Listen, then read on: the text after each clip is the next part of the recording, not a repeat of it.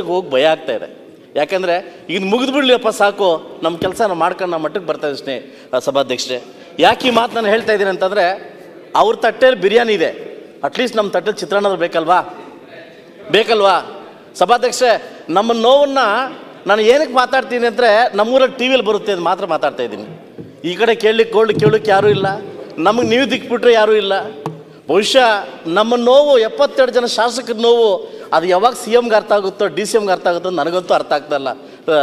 ನಮ್ಮ ಅಧ್ಯಕ್ಷರೇ, ದಯವಿಟ್ಟು ನಮಗೆ ನ್ಯಾಯ ಕೊಡ್ತಕ್ಕಂಥ ದೇವ್ರು ನೀವು. ದಯವಿಟ್ಟು ನಮ್ಮ ನೋವನ್ನು, ನನ್ನ ಮುಳುಬಾಗಿಲು ಕ್ಷೇತ್ರದಲ್ಲಿ 2 ಗಡಿಭಾಗ, ಒಂದು ಆಂಧ್ರ ಒಂದು ತಮಿಳುನಾಡು, 11 ಜಿಲ್ಲೆಗಳಿಂದ ನಾವು ಹೊರಬರ್ತೀವಿ. ಇವತ್ತು ಯಾವ ಮಟ್ಟಕ್ಕೆ ನಾವು ಬೈತಾ ಇದ್ದಾರೆ ಅಂದರೆ, ಅಲ್ಲಿ ಜನ ಬಂದವರು ಯಾವ ಸರ್ಕಾರ ಅಂತ ಕೇಳಲ್ಲ, ಯಾವನಪ್ಪ MLA ಅಂತ ಕೇಳ್ತಾರೆ. ಸೊ ದಯವಿಟ್ಟು ನನ್ನಂಥ 100 ಜನ ಶಾಸಕರು ಇವತ್ತು ಆಚೆ ಕಾಯ್ತಾ ಇದ್ದಾರೆ, ಏನು ಗೊತ್ತಾ, ರಾಜಕಾರಣಕ್ಕೆ ಬರಬೇಕು ಅಂದ್ಬಿಟ್ಟು. ಆದರೆ ನಮ್ಮ ಗೋಳನ್ನು ನೋಡಿ ದಯವಿಟ್ಟು ಅವ್ರು ಹಿಂದೆ ಹೋಗ್ತಾರೆ. ಈ ರಾಜಕಾರಣ ಮುಂದೆ ಹೋಗಬೇಕು, ರಾಜಕಾರಣದಲ್ಲಿ ಬರಬೇಕು ಅಂತಂದರೆ ದಯವಿಟ್ಟು ಸಮಾನ ದೃಷ್ಟಿಯಿಂದ ಅವ್ರು ನೋಡಬೇಕಾಗುತ್ತೆ.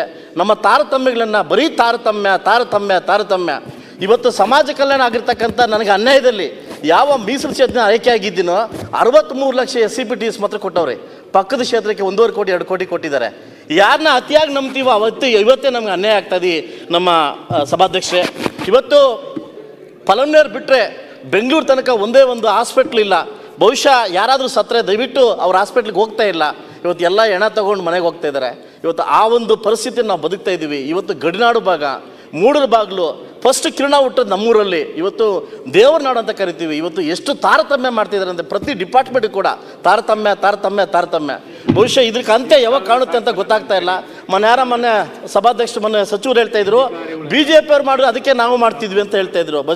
BJP ಅವರು ನಾವು ಮಾಡಿದ್ದಕ್ಕೆ ಇಲ್ಲಿ ಕೂತಿದ್ವಿ. ಬಹುಶಃ ನಿಮ್ಮ ರಿಸರ್ವೇಷನ್ ರೆಡಿಯಾಗಿದೆ, ನೀವು ಮಾಡ್ತಕ್ಕಂಥ ಕೆಲಸಕ್ಕೆ ನಿಮ್ಮ ರಿಸರ್ವೇಷನ್ ಸೀಟಿ ಕಡೆ ರೆಡಿಯಾಗಿದೆ.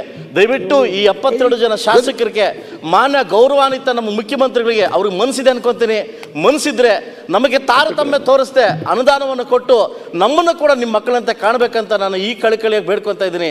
ಮಾನ್ಯ ಸಭಾಧ್ಯಕ್ಷರೇ, ಇವತ್ತು ನಮ್ಮ ನೋವನ್ನು ಯಾರ ಕೈಲಿ ಹೇಳ್ಕೊಳಕ್ಕೆ ಆಗ್ತಾ ಇಲ್ಲ. ಯಾಕಂದರೆ ಇವತ್ತು ನಾವು ಅಪ್ಪ ಅಮ್ಮ ಇಲ್ಲದೆ ಅನಾಥ ಮಕ್ಕಳಾಗಿದ್ದೀವಿ ನಾವು.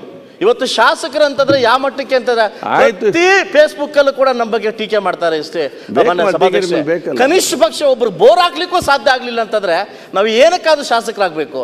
ತಾವು ಕೂಡ ದೊಡ್ಡ ಹಿನ್ನೆಲೆಯಿಂದ ಬಂದಿದ್ದೀರಿ ಅದಲ್ವಾ, ನಮಗೆ ನ್ಯಾಯ ಕೊಡ್ತಕ್ಕಂಥ ಒಂದು ಸ್ಥಾನದಲ್ಲಿ ನೀವು ಕೂತಿದ್ದೀರಿ.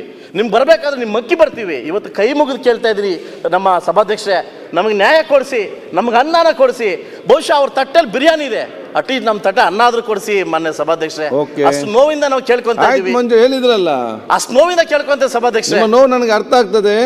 ಮುಖ್ಯಮಂತ್ರಿ ಸರ್ಕಾರ ನಾವು ಹೇಳ್ತೇವೆ, ಬರೀ ನಮ್ಮ ನೋವುಗಳು ನೋಡಿ ಬರೀ ಉತ್ತರದಲ್ಲೇ ಕಾಣಿಸ್ತಾ ಇದೆ, ಕಾರ್ಯರೂಪಕ್ಕೆ ಬರ್ತಾ ಇಲ್ಲ ಸಭಾಧ್ಯಕ್ಷರೇ.